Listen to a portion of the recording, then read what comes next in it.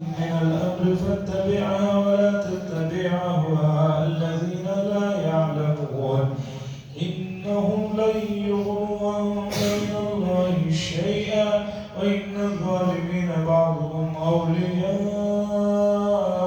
بعض والله ولي المتقين هذا بصائر للناس وهدى ورحمة لقوم يوقنون أم حسب الذين اجترحوا السيئات أن نجعلهم كالذين آمنوا وعملوا الصالحات سواء محياهم ومماتهم ساء ما يحكمون وخلق الله السماوات والأرض بالحق ولتجزى كل نفس بما كسبت وهم لا يظلمون أفرأيت من اتخذ إلهه هواه وأضله الله على علم وختم على سمعه وقلبه وجعل على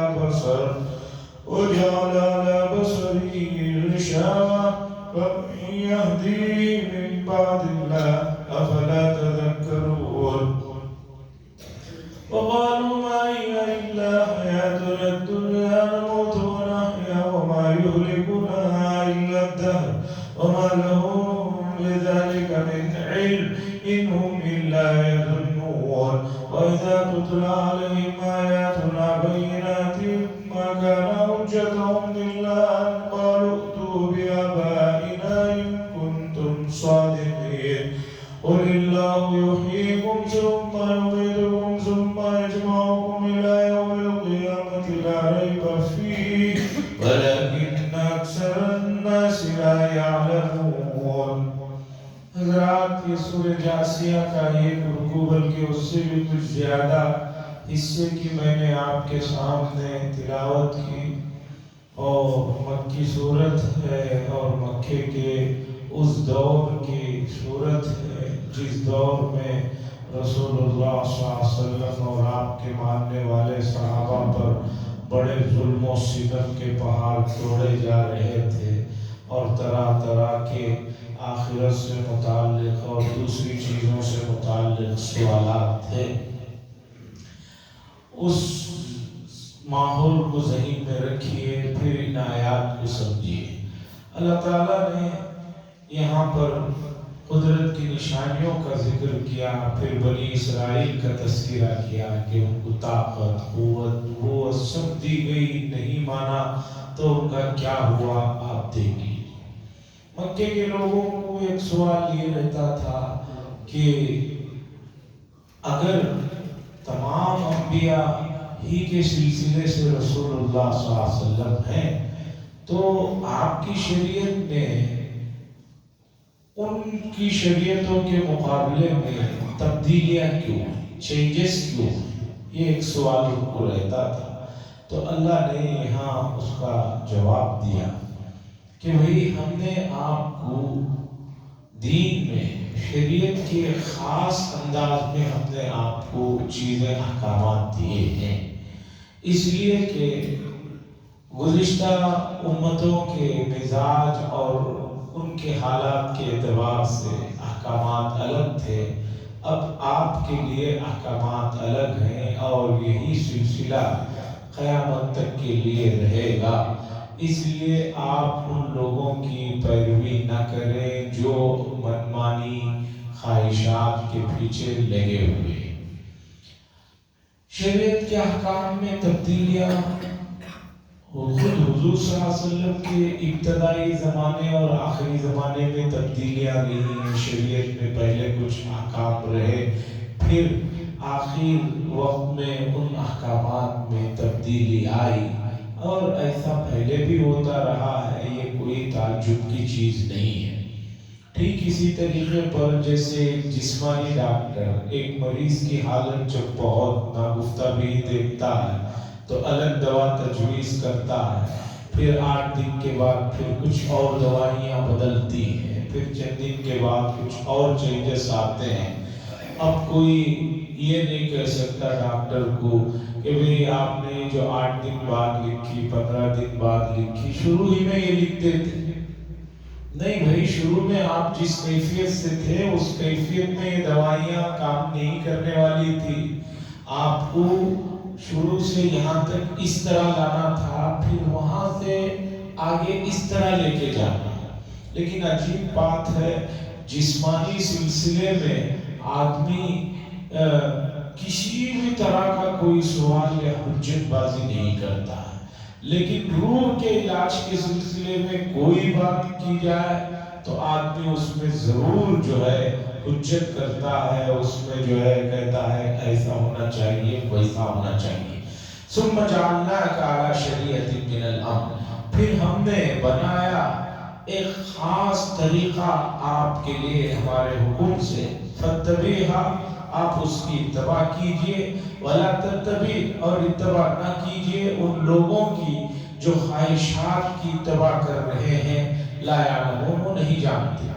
انہم لن یغنوا عنک من اللہ شیئا، وہ لوگ اللہ تعالیٰ کے مقابلے میں آپ کو کچھ بھی فائدہ نہیں پہنچا سکتے ہیں. وَإِنَّ الظَّالِمِينَ بَعْضُهُمْ أَوْلِيَاءُ بَعْضٍ، اور بے شک جو ظالم ہیں، کفر و شرک میں پڑے ہوئے ہیں، وہ ایک دوسرے کے دوست. واللہ ولی المتقین، اور اللہ تبارک و تعالیٰ متقی حضرات کے دوست ہیں. جو تقوی اختیار کرتے ہیں وہ اللہ کے قریبی. ھذا بصائر للناس، یہ یعنی قرآن مجید بصیرتوں کا مجموعہ ہے لوگوں کے لیے. بصیرتوں کا مجموعہ ہے. بصیرت کہتے ہیں کوئی چیز جو آنکھوں کو کھول دے. آپ کی آنکھوں کے سامنے کوئی واقعہ ہوتا ہے جس سے آپ کی آنکھیں کھل جاتی ہیں.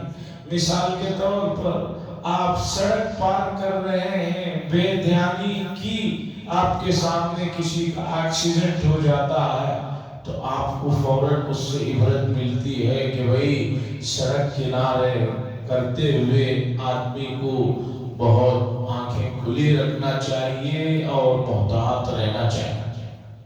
یہ ھذا یعنی یہ قرآن بصیرتوں کا مجموعہ ہے لوگوں کے لیے، اور اس میں ہدایت ہے اور رحمت ہے اس قوم کے لیے جو یقین رکھتی ہے. جو اس پر یقین رکھیں گے ان کے لیے یہ سراپا ہدایت ہے اور رحمت ہے.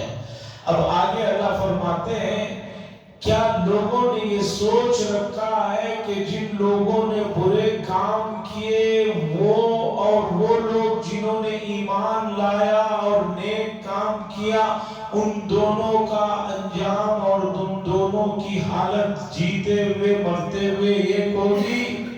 یہ اس طرح کا گمان کر رہے ہیں، ایسا نہیں ہو سکتا. ایک آدمی نے برائی کی اور ایک آدمی نے اچھائی کی، دونوں کا ایک ہی انجام ہو، ایسا نہیں ہو سکتا. ام حسب الذین اجترحوا السیئات، کیا لوگوں نے یہ سوچ رکھا ہے، گمان کر رکھا ہے جنہوں نے برائیوں کا ارتکاب کیا یہ کہ بنا دیں گے ہم ان کو ان کی طرح جنہوں نے ایمان لایا اور نیک کام کیے. سواء محیاہم و مماتہم، برابر ہے ان کا جینا اور ان کا مرنا. ایسا نہیں ہو سکتا ہے. ساء ما یحکمون، یہ ان کا برا خیال ہے، ان کا برا فیصلہ ہے جو یہ سوچ رہے ہیں. وَخَلَقَ اللَّهُ السَّمَاوَاتِ وَالْأَرْضَ بِالْحَقِّ، اور اللہ تعالیٰ نے آسمانوں اور زمینوں کو بالمقصد برحق پیدا کیا ہے. وَلِتُجْزَى، اور تاکہ جو ہے بدلہ دیں ہر نفس کو جو کچھ اس نے کیا، اور ان پر ظلم نہیں کیا جائے گا. اگر امتحان مقصود نہیں ہے، کچھ بھی نہیں ہے، تو اتنا بڑا کام کرنے کا فیصلہ ہی بیکار ہے. آخرت کے سلسلے میں لاجک کی بات سے اگر آخرت کو سمجھنا چاہتے ہیں تو لاجک یہ ہے، اس کے پیچھے کا فلسفہ اور حکمت یہ ہے کہ اگر آخرت کو آپ انکار کرتے ہیں تو گویا آپ جو ہے اس کائنات کو ایک بالکل لایعنی اور فضول چیز سمجھتے ہیں. پتہ چلا ہے کہ ایگزام ہو رہا ہے، ایگزام کے لیے بڑی تیاریاں ہو رہی ہیں اور بڑی پابندیاں ہیں، پولیس بھی رکھی گئی، سب رکھا گیا، اور پتہ چلا ایگزام ہونے کے بعد جو لکھے ہیں جو نہیں لکھے ہیں، اچھا لکھے ہیں برے لکھے ہیں، باہر آ کر اعلان کیا جاتا ہے سب برابر ہیں. تو آپ بتائیے کیا کہیں گے کہ بھئی کون لوگ ہیں یہ جو اتنا بڑا نظام بنا کر آ کر کہہ رہے ہیں کہ سب برابر ہیں, کسی کو کسی پر کچھ بھی نہیں ہے, جو جیسا ویسے ہی ہے.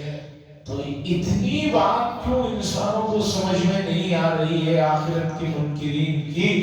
اگر آخرت کا وجود اور آخرت کے حساب کتاب کا انکار کر رہے ہیں تو اس دنیا کو پیدا ہی بیکار کیا گیا, اس دنیا کو کوئی مقصد ہی نہیں. اس لیے اللہ نے بار بار کہا بالحق ہم نے مقصد کے لیے حق کے ساتھ اس زمین و آسمان کو بنایا ہے. اب اللہ فرماتے ہیں افرأیت من اتخذ الہہ ہوا, کیا آپ نے نہیں دیکھا اس شخص کو جس نے بنا لیا ہے اپنی خواہشات نفسانی کو معبود؟ جو شخص اپنی خواہشات کو معبود کا درجہ دے رکھا ہے, جیسے معبود کی بات مانی جاتی ہے, خدا کی مانی جاتی ہے. وَأَضَلَّهُ اللَّهُ عَلَىٰ عِلْمٍ, اور اللہ تعالیٰ نے اس آدمی کو بے راہ کر دیا علم کے باوجود. علم ہے, اس کے باوجود صحیح راستے پر نہ ہونے کی وجہ سے وہ بے راہ ہو گیا. وَخَتَمَ عَلَىٰ سَمْعِهِ وَقَلْبِهِ, اور اللہ نے مہر لگا دی اس کے کانوں پر اور اس کے قلب پر. وَجَعَلَ عَلَىٰ بَصَرِهِ غِشَاوَةً, اور ان کے آنکھوں پر پردہ ڈال دیا. فَمَن يَهْدِيهِ مِن بَعْدِ اللَّهِ, بس اس کے بعد کون ہے جو شخص کو اللہ کے بعد ہدایت اسے دے؟ افلا تذکرون, کیا تم لوگ اس سے نصیحت نہیں حاصل کرتے؟ انسان کو علم ظاہری طور پر 5 چیزوں سے ملتا ہے. آنکھ سے ملتا ہے, کان سے ملتا ہے, زبان سے ملتا ہے, چھونے سے ملتا ہے. اللہ نے یہاں پر 2 کا تذکرہ کیا, کان کا اور آنکھ کا, چونکہ کان اور آنکھ یہ 2 چیزیں ایسی ہیں ان سے زیادہ آدمی فائدہ اٹھاتا ہے. آنکھوں سے دیکھتا ہے, کانوں سے سنتا ہے. تو اللہ فرما رہے ہیں جس شخص نے اپنی خواہشات کو معبود بنا لیا, اب اسی کی سنتا ہے, تو اس کے پاس علم کے بعد بھی اگر ایسا کر رہا ہے تو اللہ جو ہے ایسے لوگوں کے کانوں پر اور آنکھوں پر پردہ ڈال دیے ہیں, اور ان کے دل پر بھی جو ہے پردہ اور مہر لگا دی گئی ہے, جس کی وجہ سے گمراہ ہو رہے ہیں. اور گمراہ ہونے کی وجہ یہ ہے کہ انہوں نے اپنے اختیار کا استعمال غلط کیا, جو ان کو تھوڑا سا اختیار دیا گیا تھا, جس کے بعد جو ہے ان لوگوں کو کون ہدایت پر لا سکتا؟ موجودہ زمانے میں دیکھیے بڑے بڑے ڈگری ہولڈر پڑھے لکھے لوگ جو ہے وہ خدا کا انکار کر رہے ہیں, مذہب کا انکار کر رہے ہیں, اور اس پر ان کے حساب سے دلائل بھی دے رہے ہیں. وہ کہہ رہے ہیں کہ بھئی ہم خدا کا انکار اس لیے کر رہے, مذہب کا انکار اس لیے کر رہے کہ بھئی یہ. بہت سارے لوگ اس طرح کی ویڈیو کلپ بھیجتے رہتے ہیں جس میں مشہور لوگ مذہب کا انکار کر رہے ہیں اور کہہ رہے ہیں کہ بھئی مذہب جو ہے یہ زبردستی لوگوں پر تھوپا گیا ہے, مذہب کوئی چیز نہیں ہے, اس لیے کہ اس میں اختیار. ہمارا ان سے اتنا ہی سوال ہے, اگر مذہب کے بارے میں آپ یہ سوچتے ہیں کہ مذہب اور اللہ کے وجود پر آپ کو زبردستی کہا جا رہا ہے, اس میں آپ کو چوائس نہیں دی جا رہی ہے, سوال یہ ہے کہ انسان کا جسم اس کا اپنا ہے.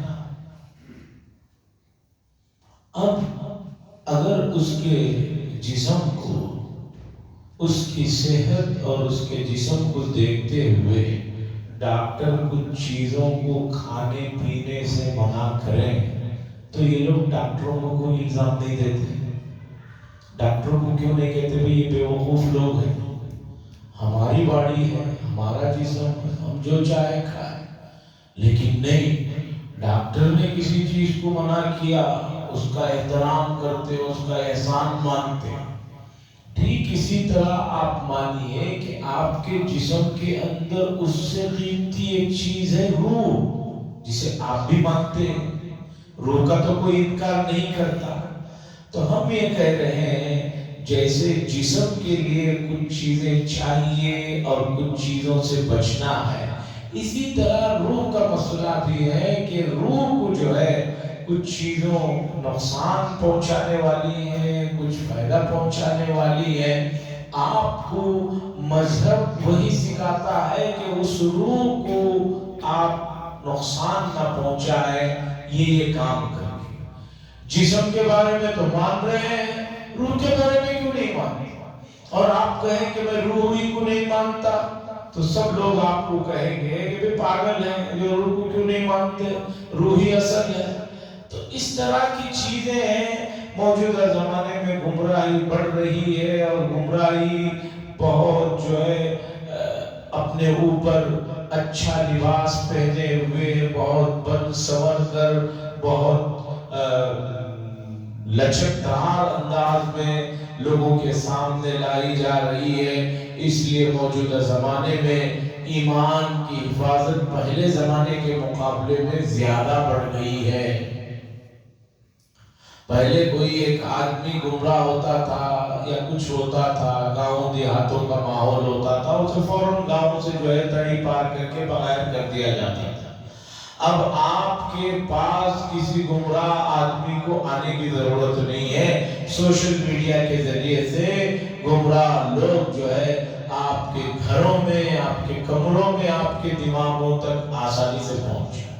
اور جو لوگ گمراہ ہیں ان کے خیالات کو زیادہ ہائی لائٹ کر کے پیش کیا جاتا ہے، اور جن کے خیالات واضح اور حق پر مبنی ہوتے ہیں ان کے خیالات اور ان چیزوں کو ہائی لائٹ بھی نہیں کیا جاتا اور مٹا دیا جاتا ہے، ختم کر دیا جاتا ہے. آپ یوٹیوب کی پالیسی دیکھ لیجئے، فیس بک کی دوسری تیسری پالیسیوں کو دیکھ لیجئے، واضح طور پر وہاں پر حق کا بول بالا کرنے والوں کو دبا دیا جاتا ہے، ان کے اکاؤنٹس کو جو ہے بین کر دیا جاتا ہے، مٹا دیا جاتا ہے. بار بار ان کو نئے نئے اکاؤنٹس بنانے پڑتے ہیں. اس کا واحد حل آنے والے زمانوں میں، بلکہ آج سے اس کا واحد حل یہ ہے کہ ہر آدمی اپنے بچوں کو اور اپنے ماتحتوں کو بچپن ہی میں، حضور نے جو فرمایا صلی اللہ علیہ وسلم کہ جب بچہ بولنے لگے لا الہ الا اللہ، اسے سب سے پہلے چیز بولنے کا. حدیث میں کیا ہے؟ جب تمہارا بچہ پیدائش کے بعد بولنے کے قابل ہو، بولنا شروع کرے، تو پہلی چیز اسے لا الہ الا اللہ پڑھاؤ. اور پڑھانے کا مطلب یہ ہے کہ لا الہ الا اللہ کے تمام مفہوم کو اسے اسی عمر میں دل و دماغ میں اتار دیجئے کہ بعد میں وہ کبھی نہ نکلے. اب موجودہ زمانے میں بچوں کو بہت ہی کم عمر میں اسکولوں میں داخل کر دیا جا رہا ہے، اور اسکولوں میں عیسائیوں کی اور برادران وطن کی اسکولوں کی بھرمار ہے. امت مسلمہ کے اسکول بالکل قلیل تعداد میں ہیں، اور وہ جو تھوڑے بہت اسکولیں ہیں وہاں بھی دینی سبجیکٹس کو جس طرح سے واضح انداز میں مضبوطی کے ساتھ بہت اچھے انداز میں رکھنا چاہیے وہ نہیں پیش ہو رہا ہے، جس کا نتیجہ یہ ہے کہ بچہ جوان ہوتے ہوتے جو ہے وہاں تک پہنچ جاتا ہے جہاں تک پہلے زمانے میں کسی کو پہنچنے کے لیے لمبا عرصہ چاہیے تھا. ملحد ہو جاتا ہے، مرتد ہو جاتا ہے، اسلام سے نکل جاتا ہے. ابھی 2-4-5 دن پہلے کی بات ہے، مسجد کے ذمہ دار حضرات کے سامنے بیٹھا ہوا تھا. ایک واقعہ ہے ہمارے اپنے شہر کا کہ پریسٹیج یا کسی اور کمپنی والوں نے بہت بڑا جو ہے اپارٹمنٹس بنائے ہوئے ہیں، تو وہاں ایک صاحب وہ خریدے ہیں تو دیکھنے کے لیے گئے، تو نیچے ہر اپارٹمنٹ میں کون رہتے ہیں نمبر اس کے ساتھ نام لکھے ہوئے تھے. بتا رہے تھے کہ 90% اس میں جو نام ہے، مثال کے طور پر مسلم لڑکی کا نام ہے، آگے غیر قوم کا نام ہے، میاں بیوی وہ رہتے. پورا اپارٹمنٹ اسی طرح بھرا ہوا ہے. اکلوتے یہ ایسے ہیں جس میں میاں بیوی دونوں مسلمان ہیں. یا تو وہ مسلمان ہے وہ غیر ہے، یا وہ غیر ہے یہ مسلمان ہے. پورے اپارٹمنٹ میں جو نیچے نام کی تختیاں پلیٹ لگی ہوئی ہیں وہ ہے. اور ایک میں بتا رہا ہوں بنگلور کا حال، میں دوسرے کہیں یوروپ افریقہ کا قصہ نہیں، اپنے شہر کا بتا رہا ہوں. یہ تو ہمیں معلوم ہو گیا تو اتنے قصے ہیں، جو نہیں معلوم ہے ویسے کتنے ہیں اللہ بہتر جانتا ہے. ابھی چند دن پہلے ایک صاحب نے بتایا کہ بالکل بسم اللہ نگر اور گرپن پارلے کے علاقے میں وہاں اسی سے لگے ہوئے جو اپارٹمنٹس ہیں وہاں پر جو ہے یہ لوگوں کو جان کر رمضان کا موقع رہتا ہے تو رمضان میں سحری افطاری کے لیے جب محنت کر کے اندر گھس کے تحقیقات کیے تو بالکل مسجد کے آس پاس میں بے شمار اپارٹمنٹوں میں ایسے کئی گھر ملے جہاں پر دونوں میاں بیوی مسلمان رہتے ہیں اور ان لوگوں نے کبھی مسجد کے اندر قدم ہی نہیں رکھا ہے. ان کو نہ جمعہ نہ عید کچھ پتہ نہیں، اور کوئی جنگل میں نہیں ہے کہ مسجد کو تلاش کرنا پڑے. وہ علاقہ ایسا ہے کہ وہاں پر تھوڑی تھوڑی دور پر مسجدیں، اذان کی آوازیں آتی ہیں. تو جا کر بولا گیا اچھا ہاں ہم تو مسلمان ہیں، ہم بچپن میں ہمارے گھروں میں نماز پڑھتے تھے، یہاں موقع نہیں، ڈیوٹی ہے یہ ہے.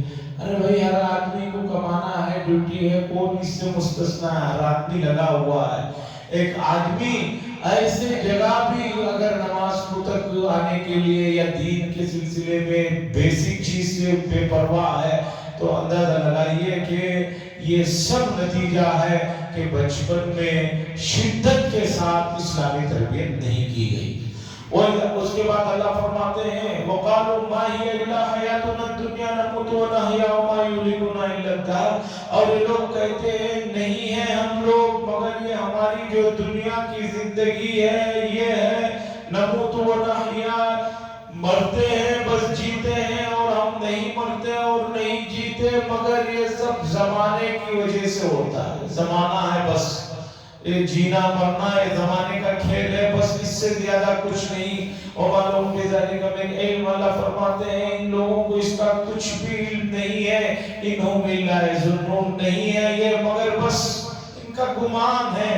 اللہ فرماتے ہیں وَإِذَا تُتْلَىٰ عَلَيْهِمْ آيَاتُنَا بَيِّنَاتٍ مَا كَانَ حُجَّتُهُمْ إِلَّا أَن قَالُوا ائْتُوا بِآبَائِنَا إِن كُنتُمْ صَادِقِينَ.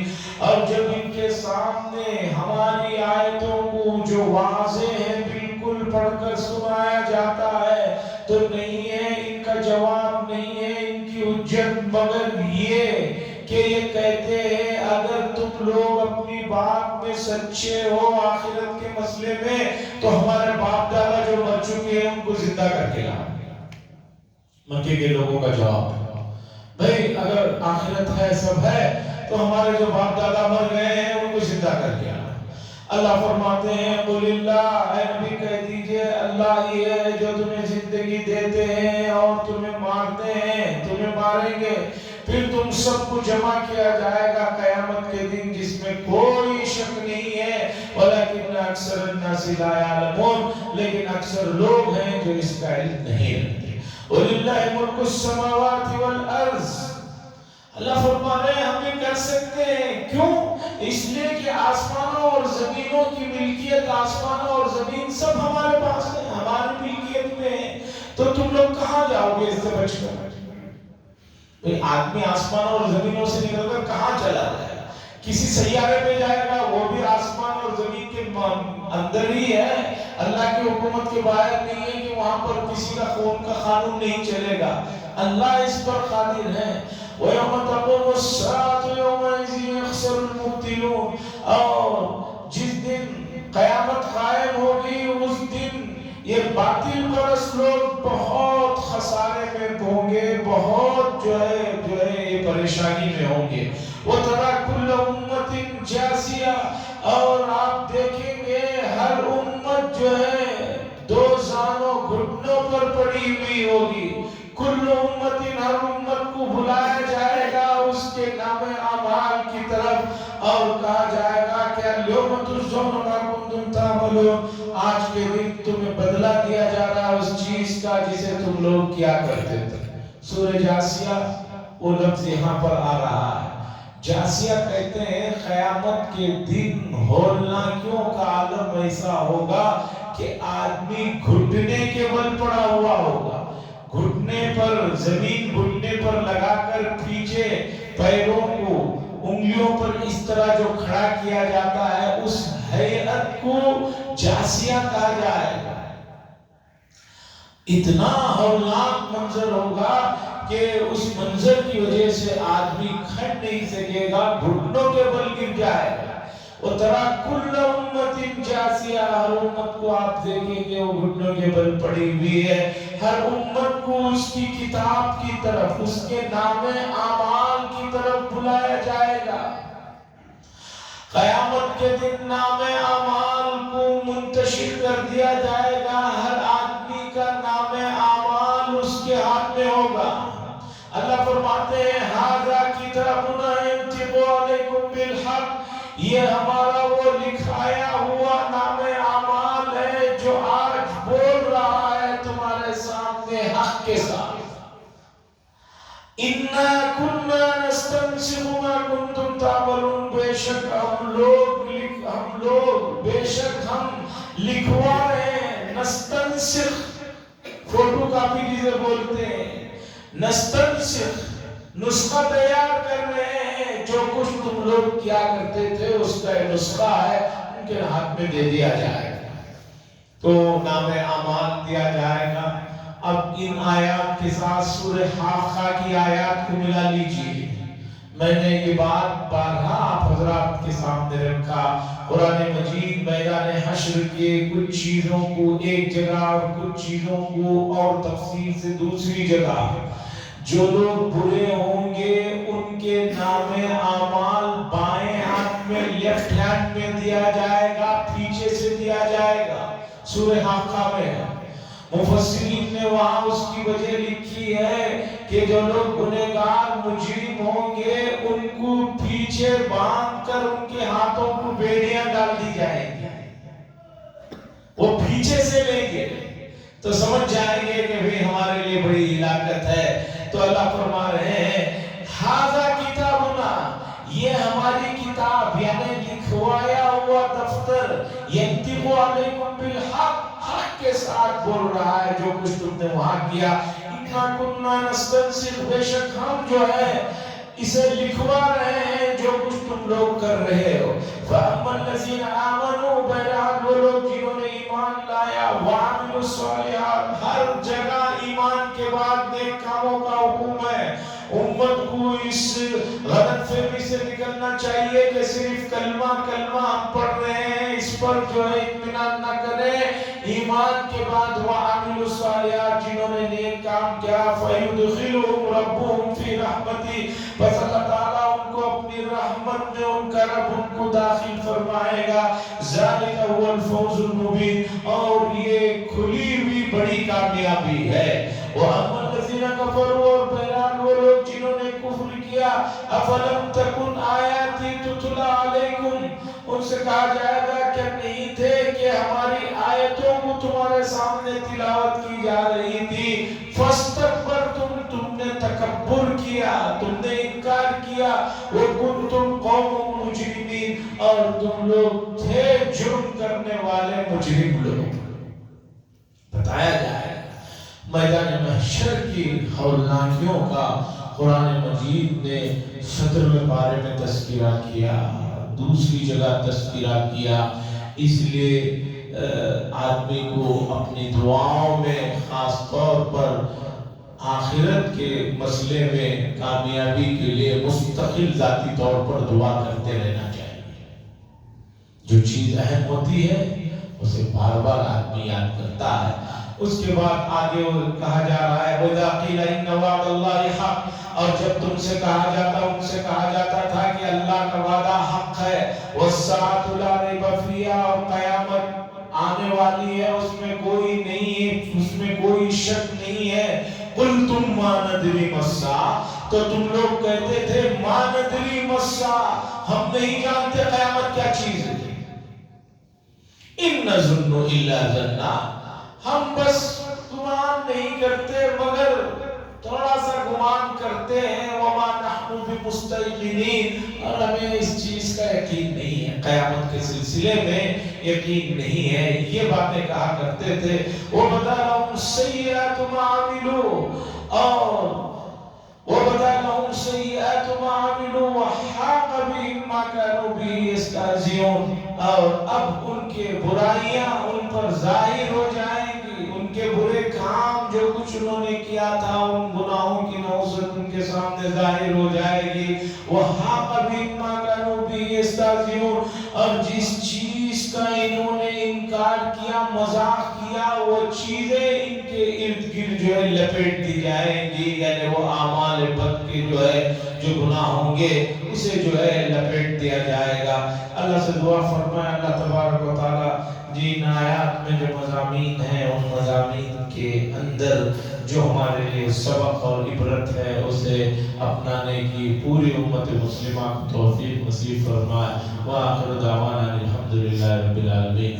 لك الحمد ولك الشكر يا الله. اللهم صل على سيدنا شفيعنا نبينا حبيبنا مولانا محمد بارك وسلم. اللهم انت السلام منك السلام تبارك يا ذا الجلال والاكرام. صلى الله تعالى وسلم على خير خلقه محمد وعلى اله وصحبه اجمعين والحمد لله رب العالمين.